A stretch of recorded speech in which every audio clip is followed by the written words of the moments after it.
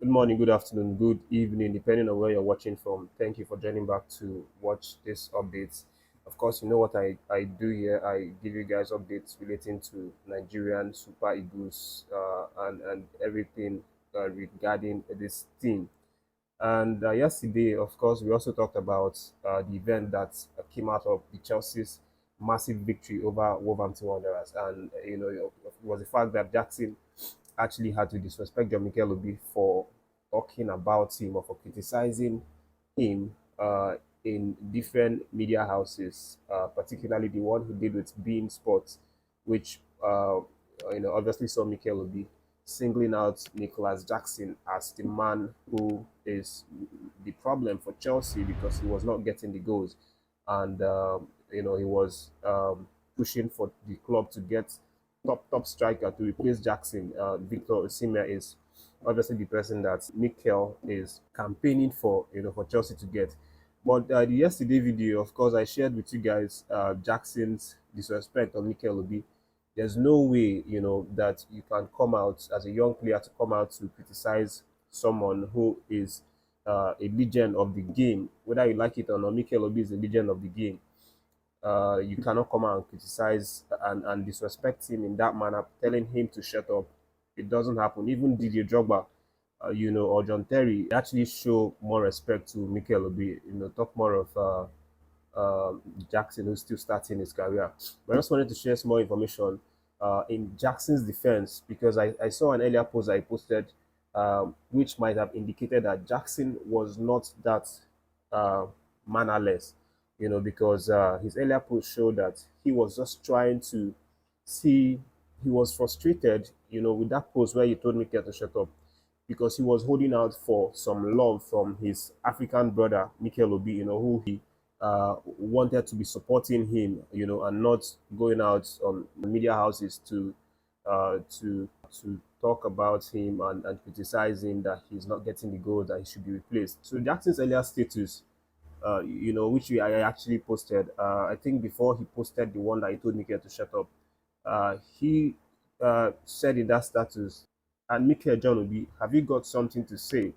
Promote your young brother. We need to be stronger all together. Show respect. So if you take a look at this, you realize that Jackson was just holding out for some love from Mikel Obi.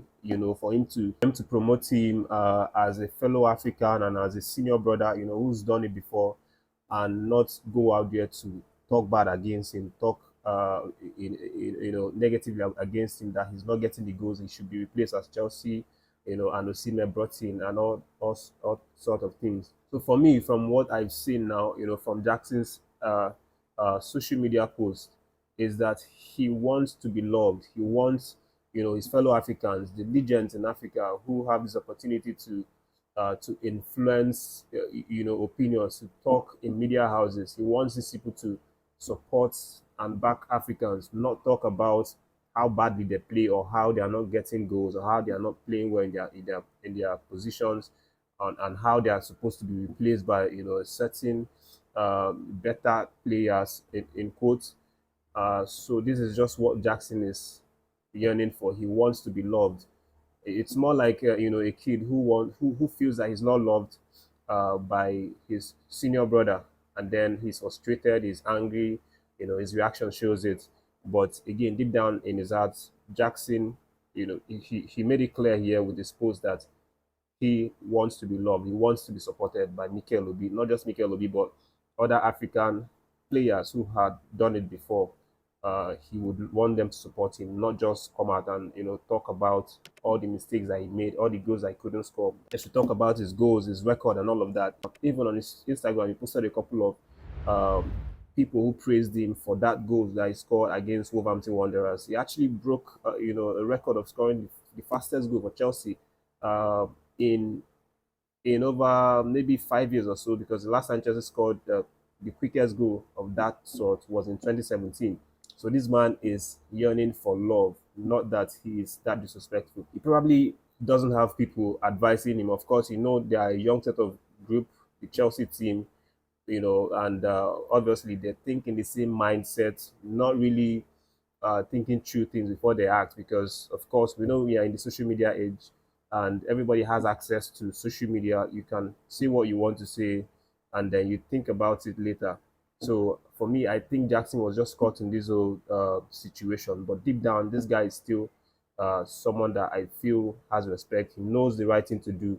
He was just frustrated by the way that Mikel was constantly attacking the Chelsea attack, and then in the bigger picture, attacking Jackson because he's the man that is supposed to be doing that job. So that's what's deducible for me from this whole event. Of course, Mikel might be were pushed or forced to actually react to this, maybe on his next episode, on the Obi-Wan podcast, or probably on his when he has duty, analyst duty with Being Sports or Talk Sports, he might react to this. If he doesn't want to react to it, I'm sure one of these journalists, especially in Talk Sports, where we have all these guys who ask him the question, and then he's going to have to react to what Jackson said. But even when Mikel reacts, I don't expect him to react in a very weird way, because of course he's going to want to treat it as someone who is mature.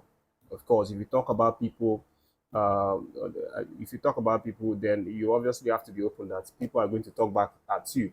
It's the normal thing. Nobody is anybody's god, so people have the right to also talk, but it still goes down to having that discipline, having that humility to know how to talk, to people, because obviously if you talk to people in a certain way, that determines how they're going to talk to you, when they want to talk about you. But that being said, let me let you know that Samson Siasia has now indicated that he is back and possibly ready to take up role, given by the NFF.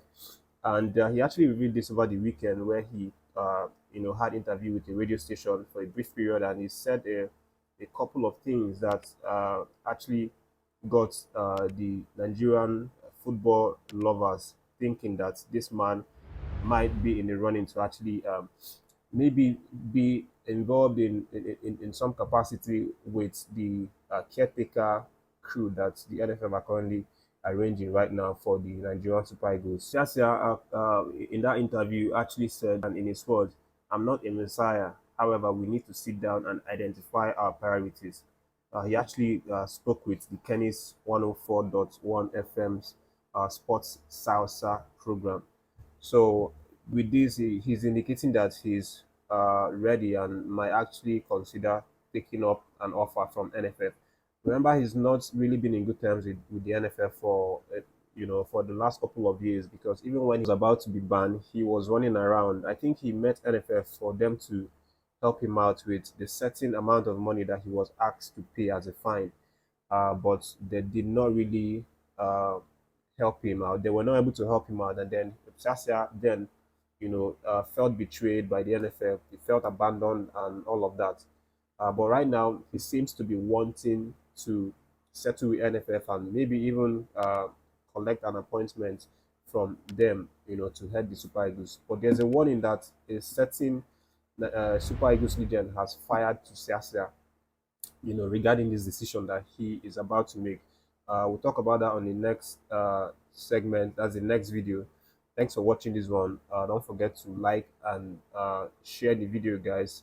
React to any of the stories that you like. Jackson's story, so you can react to that one, or react to something Siasia indicating that he's back for Nigeria Super Eagles.